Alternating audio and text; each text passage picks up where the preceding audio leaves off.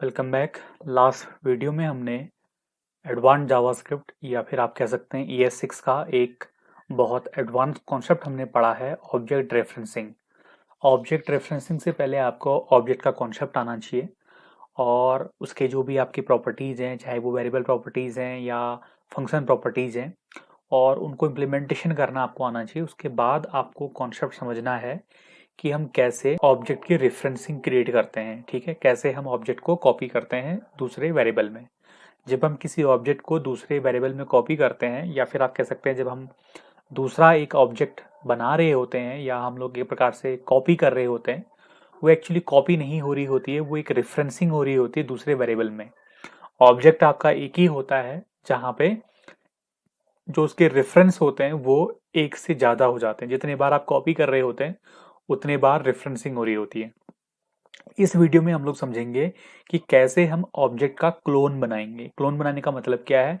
Same उसी structure का एक दूसरा स्ट्रक्चर क्रिएट करना। ठीक है, वीडियोस का कॉन्सेप्ट अगर थोड़ा सा और यहाँ पे रिवाइज कर लें, समझें, तो वहां पर आपको देखने को ये मिल रहा है कि हम एक वेरिएबल यूजर 1 से यूजर 2 वेरिएबल में वैल्यू को कॉपी कर रहे हैं, तो हमारा जो रेफरेंस है वो एक्चुअली एक ही ऑब्जेक्ट का है। तो इट मीन्स यहाँ पे अगर आपके पास 20 वेरिएबल्स होते हैं तो आपके जो रेफरेंस एड्रेस होंगे या आप कह सकते हैं कि जो आपका ऑब्जेक्ट होगा वो एक ही रहेगा, वो बदलेगा नहीं आपका। ठीक है, तो यूजर 1 हो, यूजर 2 हो या यूजर 3 हो, यूजर 4 हो, आपके जो ऑब्जेक्ट होगा वो एक ही होगा और इन सभी वेरिएबल के पास रेफरेंस सिर्फ एक ही ऑब्जेक्ट का होगा। ठीक है, जैसा कि हमने पढ़ा हुआ है। अगर हम बात करें ऑब्जेक्ट क्लोनिंग की, तो क्लोनिंग का मतलब क्या है कि हम ऑब्जेक्ट का एक बिल्कुल अलग स्ट्रक्चर बना लेते हैं, बिल्कुल एक अलग ढांचा बना लेते हैं हम लोग। जरा इसको हम लोग समझते हैं। देखिए, ये एक ऑब्जेक्ट है। ठीक है, ये ब्लू वाला आपका जो है एक ऑब्जेक्ट है, स्काई ब्लू वाला आपका एक ऑब्जेक्ट है।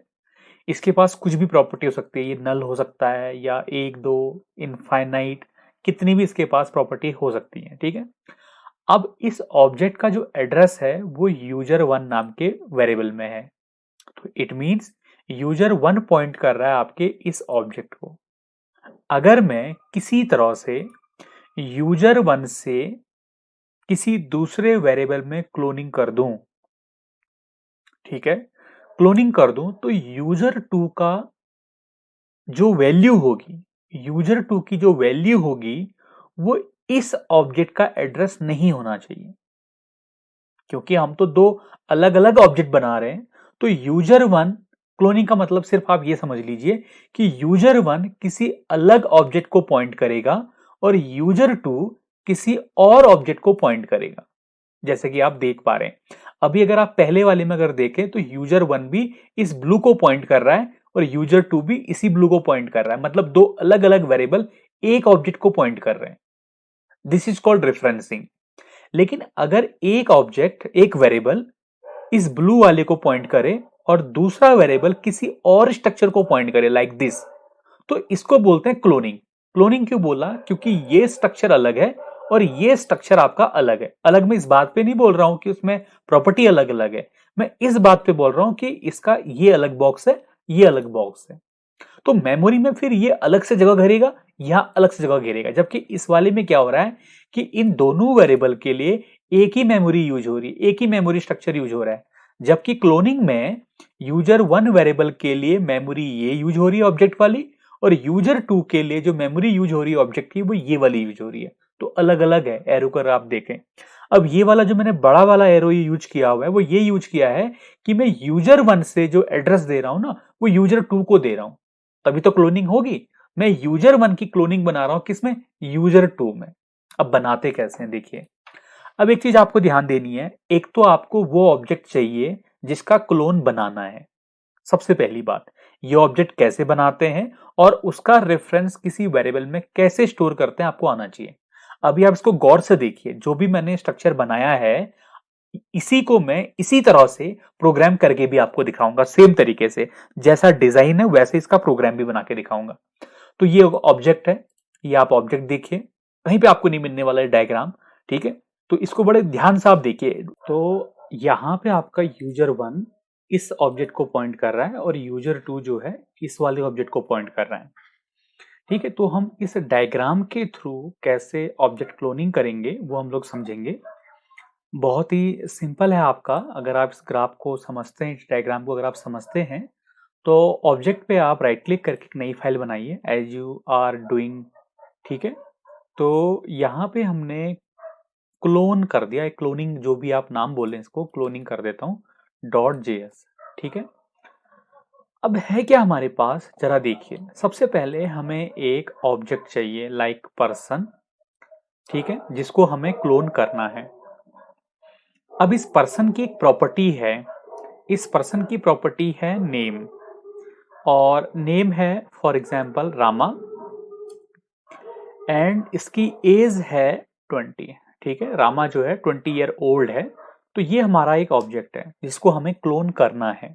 ठीक है, इससे क्लोनिंग बनानी है। अब एक्चुअली जो है ये ऑब्जेक्ट है, ये ऑब्जेक्ट है इसमें, और इस ऑब्जेक्ट का रेफरेंस पर्सन में स्टोर है। अगर मैं इसको डायग्राम में समझाऊं आपको, तो आप ये देखेंगे, ये जो ब्लू वाला बॉक्स है ये ऑब्जेक्ट है, इसका रेफरेंस यूजर 1 में स्टोर है। तो अगर आप यहां देखें, ये हिस्सा हो गया ब्लू वाला बॉक्स, इसका रेफरेंस इस यूजर 1 पर्सन में स्टोर है। ठीक हो गया, तो ये हिस्सा हमारा कंप्लीट हो गया। अब एक्चुअली जब हम लोग क्लोनिंग कर रहे होते हैं तो हमें एक एम्प्टी ऑब्जेक्ट चाहिए होता है, एम्प्टी ऑब्जेक्ट लाइक दिस। ठीक है, ये वाला, ये आप देख पा रहे हैं ऑब्जेक्ट इज एम्प्टी, ये एक एम्प्टी हमें ऑब्जेक्ट चाहिए होता है जिसका कोई रेफरेंस नहीं है। देखिए यहाँ पे कहीं से किसी के साथ जुड़ा नहीं है अभी, इस वाली कंडीशन में ध्यान देखिए, आगे जुड़ेगा वो बात अलग है, लेकिन अभी ये एम्प्टी है। तो it means let user two, मैं वैसे ही बना देता हूं, इसको मैंने एम्प्टी बना दिया। तो अब हमारा टारगेट क्या होगा कि जो पर्सन का स्ट्रक्चर है, जो पर्सन ऑब्जेक्ट का स्ट्रक्चर है वो यूजर टू में चले जाए, क्लोनिंग हो जाए। तो दैट इज यूजर टू, बिल्कुल सही है। लेकिन क्लोनिंग करते कैसे हैं? अगर मैं ऐसा लिख दूं यहाँ पे user two equal to person, इसको क्लोनिंग नहीं बोलेंगे, इसको बोलेंगे रेफरेंसिंग। ठीक है, ये जो है आपको ध्यान भी रखना है। अगर आपसे इंटरव्यू पूछा जाए कि इस लाइन का मतलब क्या है यहाँ पे, तो आप बोलेंगे रेफरेंसिंग, यहाँ पर रेफरेंसिंग हो रही है। तो आप क्लोनिंग करते कैसे हैं? क्लोनिंग करने के लिए आपको ये स्टेटमेंट चाहिए, ऑब्जेक्ट डॉट असाइन। तो आपको चाहिए ऑब्जेक्ट डॉट असाइन, ये आपकी मेथड आ गई। सबसे पहले आपको यहाँ पे चाहिए, देखिए यहाँ पे अगर हम देखें, टारगेट चाहिए हमें, और सोर्स। टारगेट मतलब जहां हमें क्लोनिंग करनी है वो क्या है, आपका यूजर टू है। और सोर्स क्या है? सोर्स है हमारा पर्सन, तो यहां पे हम लोग लिखेंगे पर्सन। अब इसको मैं क्योंकि कमेंट करूंगा, क्योंकि ये आपका रन नहीं होना चाहिए, तो आपका यहां अगर आप देखें, object dot assign user two, जिसमें क्लोन करना है, पर्सन जिसको क्लोन करना है। तो इसको आप ये भी समझ सकते हैं लाइक टारगेट, टारगेट को आप समझ सकते हैं, और आसान भाषा में फ्रॉम को हमें जो है सोर्स या टू आप कह सकते हैं, मतलब जहां कन्वर्ट करना है, जहां क्लोनिंग करनी है। अब आप कहोगे क्लोनिंग करने का बेनिफिट क्या हुआ? अगर मैं इसको आपको फिर से ग्राफ में दिखाऊं, ये मैंने आपको समझा दिया, जो यूजर टू ये एम्प्टी वाला है, तो वो आप ये देख पा रहे हैं यूजर टू एम्प्टी। अभी फिलहाल इसका रेफरेंस यहाँ पे है एम्प्टी। ठीक है, अभी आप देख पाएंगे। बट अगर मैं यहाँ पे अभी इस वाली लाइन पे, यहाँ पे इधर पे सीधे यूजर टू के बाद, जो कि एम्प्टी ऑब्जेक्ट है, उसके बाद अगर मैं यूजर टू यहाँ पे प्रिंट करूं, तो आप देखेंगे यूजर के पास कुछ भी नहीं है। cd object folder name and node object cloning dot JS. तो आप देखेंगे यहाँ पे हमारे पास एम्प्टी आ रहा है, बिल्कुल सही है। और अगर मैं यहाँ पे पर्सन को प्रिंट करूं, तो पर्सन हैज टू प्रॉपर्टी, तो आप देख पाएंगे कि पर्सन की दो प्रॉपर्टी आपको यहाँ पे नजर आएंगे। ये देखिए, टू प्रॉपर्टी यहाँ पे आ गई, और ये आपका एम्प्टी वाला आ गया। अब मैंने यहाँ पे क्लोनिंग कर दी है, तो ये आपकी क्लोनिंग हो गई। यहाँ पे ये क्या हो गई? क्लोनिंग हो गई। क्लोनिंग करने के बाद क्या होगा एक्चुअली? क्लोनिंग करने के बाद देखो, क्लोनिंग का मतलब क्या है, जो भी पर्सन का स्ट्रक्चर है वो यूजर टू का भी हो जाएगा। इट मींस अगर मैं यूजर टू को यहाँ पे प्रिंट कर रहा तो एम्प्टी आ रहा था, बट अगर मैं अब क्लोनिंग करने के बाद यूजर टू को प्रिंट करूंगा, तो यूजर टू का स्ट्रक्चर जो है वो चेंज हो चुका होगा, क्लोन कर चुका होगा लाइक दिस। ये देखिए दो। अब अगर मैं console dot log user two dot name अगर मैं यहाँ पे करूं that has default value Rama, जो कि क्लोनिंग के टाइम पे वो कॉपी हो चुकी थी, तो आप देखेंगे यहाँ पे हमें यूजर टू रामा देगा। बिल्कुल सही है।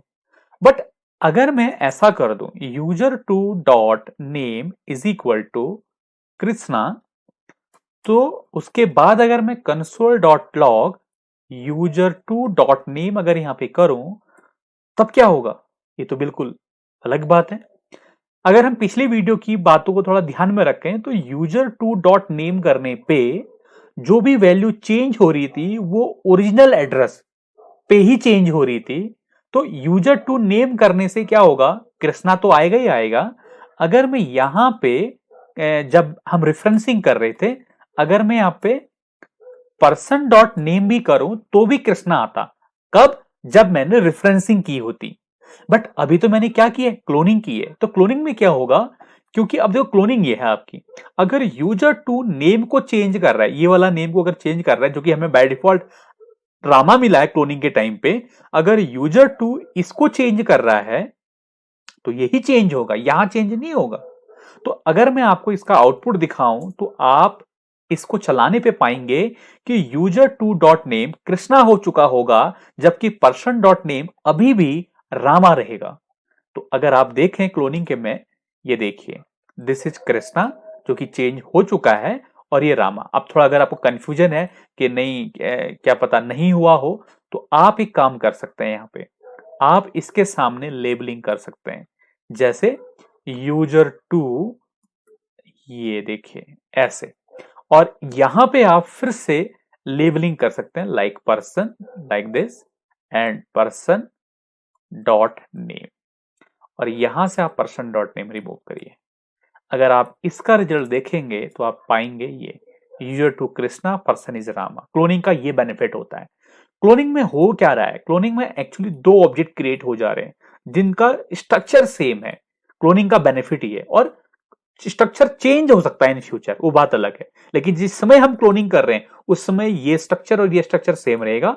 एंड आफ्टर दैट वो ऑब्जेक्ट अगर कुछ प्रॉपर्टी चेंज करता है तो उसका इफेक्ट, उसका रेफरेंस ओरिजिनल वाले में जहां से क्लोनिंग की है उस पे नहीं आता, या फिर इसमें कोई चेंज हो रहा होगा तो उसका रेफरेंस इस पे नहीं आएगा। This is called object cloning. ठीक है, इसको आप डायग्राम को पूरा कॉपी में नोट करिए अपने नोटबुक पे, जो भी आपकी डायरी है, प्लस ये प्रोग्राम को आप देखिए, इसको एग्जाम्पल को, प्लस ये एग्जाम्पल करके आप देखिए यहाँ पे with the help of graph, जो भी आपका डायग्राम में ग्राफ है उसकी मदद से, तो आपको पूरा समझ में आ जाएगा। This is the concept of object referencing and object cloning. Reference का मतलब क्या होता है कि एड्रेस सेम रहेगा, और क्लोनिंग का मतलब है कि एड्रेस फिर क्या हो जाएंगे? अलग अलग हो जाएंगे। This is called cloning. Hope so आपको चीज समझ में आई होगी। Thank you.